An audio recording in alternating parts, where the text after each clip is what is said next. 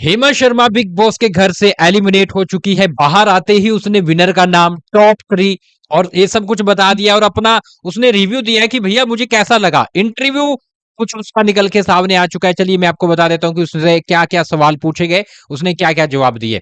मैं थोड़ा-सा लिख कर लेके आया हूँ क्योंकि जो आप उसका इंटरव्यू देख पाएँगे वो एलिमिनेशन के बाद देख पाएँगे। लेकिन हम अपडेट पहले ही आपको दे देते हैं कि उसने क्या-क्या बोला है।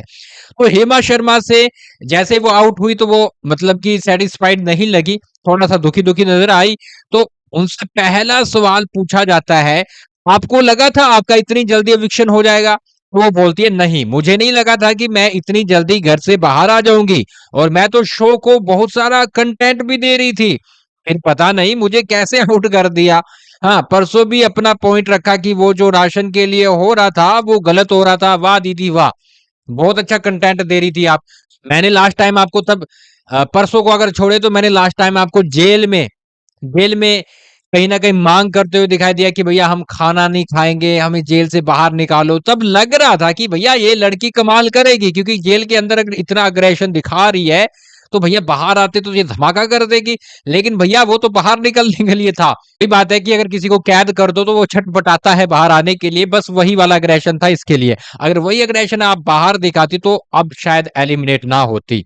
तो कंटेंट तो आपने दीदी बिल्कुल भी नहीं दिया है। तो अभी आप बोल रही हैं तो चलो ठीक है मान लेते हैं। दूसरा सवाल इनसे पूछा जाता है, आपकी किसके साथ अच्छी दोस्ती थी? तो ये बोलती है देखो वैसे तो मेरी सबके साथ बढ़िया बन रही थी। क्योंकि पहले दिन से बग्गा जी मेरे साथ थे तो मैं उनको अपनी बातें शेयर कर पा रही थी। वो समझदार इंसान है, मुझे उनके साथ बैठना अच्छा लगता था, कि वैसे तो मेरा सबके साथ उठना-बैठना था, तो दीदी आप उठते-बैठते रहे। अगर आप कंटेंट देते तो शायद एलिमिनेशन ना होता। अ, मैं कभी-कभी हैरान होता हूँ कि यार देखो मेन सीज़न में एंट्री मिली थी इस लड़की को, है ना? बहुत मुश्किल है भाई साहब लाखों, करोड़ों की संख्या में, इसके बाद भी तुम वहाँ पर जाकर कुछ नहीं कर रहे हो। हमें ये मौका देकर देखो भैया फाड़ के रख दे पूरा का पूरा सीज़न। लेकिन भैया वो चीज़ें वही है कि जिसके हाथ लगती है उनको ये चीज़ों की मतलब कदर नहीं होती। लेकिन यहाँ पर बहुत अच्छा कंटेंट दे सकती थी, एंड तक रुक सकती थी हेमा शर्मा, लेकिन ठीक है नहीं कर पाई। तो यहाँ पर ये बोल रही हैं कि मेरा बग्गा जी के साथ अच्छा रिलेशन था, वो समझदार इंसान है, मुझे उनके साथ बैठना अच्छा लगता था। तो बग्गा जी के साथ तो पहले दिन से ही इनका हो गया था कि भैया जेल में, तो तब से इनकी बनने लग गई। अगला सवाल इनसे पूछा जाता है, आपने जाते ही जेल में जाना क्यों चुना? और बाद में आप अपने फैसले को लेकर पछताई भी? हाँ, वो मैंने उस वक़्त बिना सोचे-समझे फैसला लिया, बिना सोचे-समझे नहीं, आपने महानता दिखाने की कोशिश की, क्योंकि बाहर आप करते रहते हो समाज सेवा, तो अंदर भी समाज सेवा करने की सोचा, लेकिन अंदर ऐसा नहीं चलता दीदी। आप वही बाहर वाला मैटर लेके आई थी, लेकिन अंदर तो लड़ाई-झगड़े खिलाफ जाना पड़ता है, कि किसी को खाना जैसे अविनाश कर रहा था, कि खाना नहीं देना, वैसे करना पड़ता है दीदी। तो यहाँ पर मैंने नहीं सोचा था इतना टाइम मुझे अंदर रहना पड़ेगा, जिससे मेरी मेंटल हालत खराब हो जाएगी। लेकिन वो मुझे टाइम नहीं मिला सोचने का, जल्दबाजी में हुआ था। वही मैं आपको बता रहा कि इन्होंने महानता दिखाई है और महानता के चक्कर में ये अंदर चली गई, बाद में परेशान होती रही।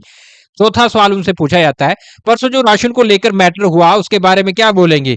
क्योंकि आपने इल्ज़ाम लगाया कि मुझे राशन के लिए नचाया गया अविनाश की तरफ से। तो ये बोलती है, "नहीं, ऐसा नहीं है। मेरा वो मतलब नहीं था। वो मैं खुद से ही नाची थी एक्साइटमेंट में, वाह दीदी वाह!" इन्होंने बोला था कि भैया देखो क्या करना पड़ रहा है, नाचना पड़ रहा है, नाचो तब मिलेगा ये, बोला था ना? तो ये कंटेंट क्रिएट करने की कोशिश कर रही थी, लेकिन तब तक देर हो चुकी थी। और मेकर्स को पता है कि भैया पूरा हफ्ता तो तुम शांत बैठे रहे, है ना? और अभी जो तुम पॉइंट रख रहे हो वो भी भई कहीं से भी सही नहीं लग रहे, तो क्या ही तुम घर में करोगे? चलो आ जाओ बाहर। लेकिन ये बोलिए लेकिन जो मैं राशन के लिए हो रहा था, बहुत गलत हो रहा था। ऐसा नहीं होना चाहिए खाने के लिए।